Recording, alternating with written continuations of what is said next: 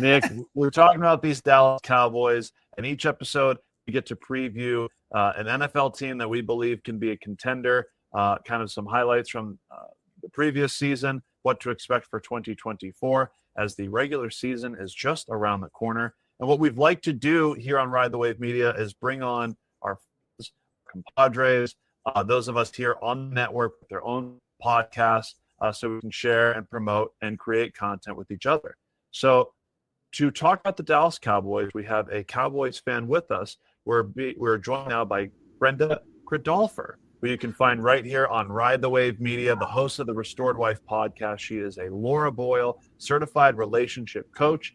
And I think more so than just digging into the Dallas Cowboys themselves, I think the relationship that it is for Dallas Cowboy fans is something that we really need to sit down on the proverbial couch and dig through some of the scar tissue. Brenda, thank you so much for joining us. And how are you doing? Welcome to Those Guys. Thank you. Thank you so much for having me. I'm doing awesome. So glad to be here. So, Nick, when you talk about the Dallas Cowboys, they won 12 games 3 years in a row. What expectations do you have, or should I say, is 12 wins and the lack of playoff success enough as far as you're concerned? Well, a lack of playoff success, no, not for this organization and this fan base. Since we're talking to Brenda, we're talking about relationships. When I look at the Dallas Cowboys, it's almost like a love of scorn.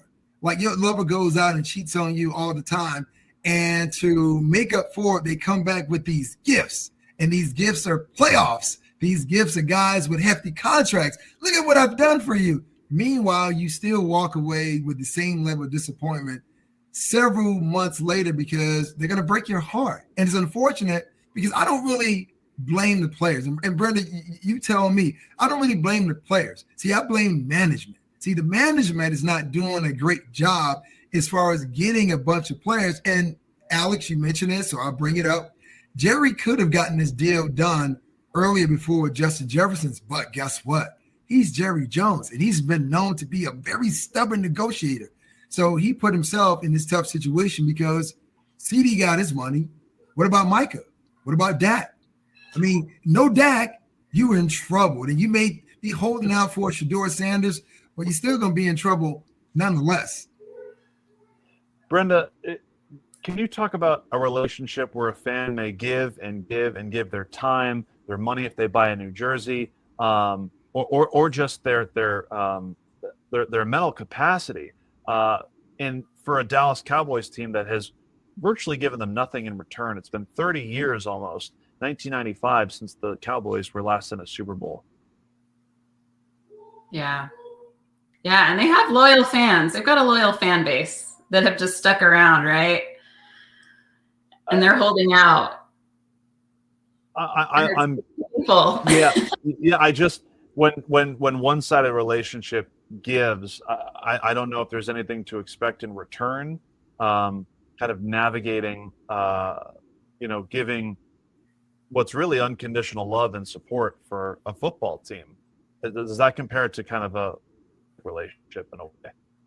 Sure, I think there's lots of relationships that can look one-sided, but it's so nuanced. There's so much going on. There's so much at play. Just like Nick mentioned, you've got management involved, you got the fans involved, you got the media involved, you've got players, and you've got new players coming on, and there's just a lot at play. And the same thing is with any relationship too. It's like I know these Dallas Cowboy fans, they're strong fans. They're not going anywhere.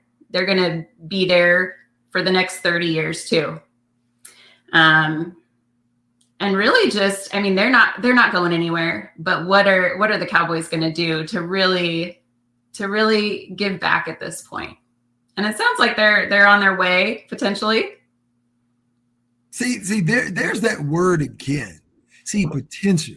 See, potential is a very dirty word in the realm of sports because we always hear that tossed around. This guy has potential. This guy has potential. But at some point, you have to elevate your play where you supersede that potential. And I know right now, the Cowboys fans invested because where else are they going to go? right? They have nowhere else to go. They've been diehard fans forever. Jerry Jones isn't going anywhere. So now you are trapped in a relationship. You can't get out.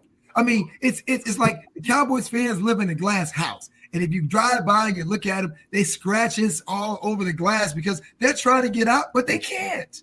Yeah. Is that just the name of the Cowboys brand? I don't know how you can turn the tables on someone who's been wielding so much power in this unhealthy relationship. I'm wondering, stop going to games, stop buying jerseys. Do you give the cold shoulder?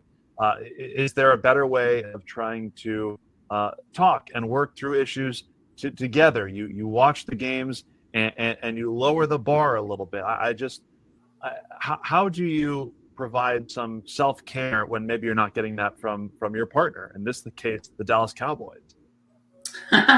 Yeah, well, number one, our self-care is our responsibility. Our happiness is our responsibility. So I had to learn that. That was a hard lesson for me to learn in my own relationship, that my partner wasn't going to be the one to make me happy. He could add to it for sure, but if I was miserable, I was choosing that.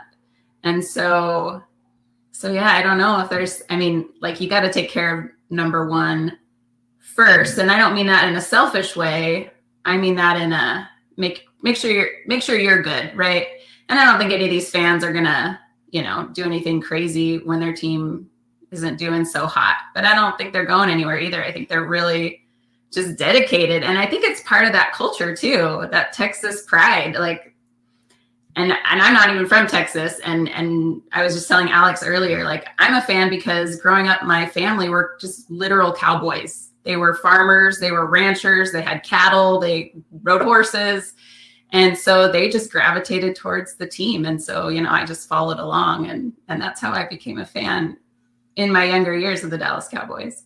I'm just in the full transparency here. So I grew up in Miami, and everyone in my family, they are diehard Miami Dolphins fans. And as I was growing up, this is kind of when I felt as though I was coming into my own as a man. I separated from the family. Why? Because I got sick and tired of watching the Dolphins lose. They start off 8-0. They play a team in Buffalo and Jim Kelly. Then all of a sudden they tank. And I'm like, no, I'm sick and tired of doing this to myself every single year. I'm going to high school pissed off because the Dolphins lost on Sunday. I was like, you know what? It's time for a divorce. And right then in high school, I divorced the Miami Dolphins. They're not going to do it to me. So the Cowboys fans, they do have choices. There's 31 other teams that they can root for. Or you can say, you know what? I'm not going to root for a team. I'm just going to root for an individual on a team. It's okay to divorce your team. And listen, I'm all for people forming relationships and stay together. But if you're in a toxic relationship, at some point, like you said, you got to be a little selfish and think about self-care and divorce that team. That's what the D in Dallas stand for, divorce. Well, that's hard to do when it's tied to your occupation, right? When they introduced the Dallas podcasters, I don't think any of us could ever not root for that team because that's what we do. But I think that is such a fascinating way to identify with a certain team, and the way that they play maybe reflects the hard work and blue collar nature that a literal cowboy would be doing. So of all the stories, Nick, where you hear how a fan comes to you and tells you why they're a fan of your play or football in general, where does that rank that you are a cowboy, you're a Cowboy fan? Well, I'm going to push this off on the media, right? I know that sounds, right up the alley. Oh, just blame the media, that they're the culprits for everything. But it is true. Growing up in Miami, I knew individuals who became Dallas Cowboys fans. Why? Because that's all they saw on television. And oh, by the way, the tagline was America's team. And everyone wants to be patriotic, right?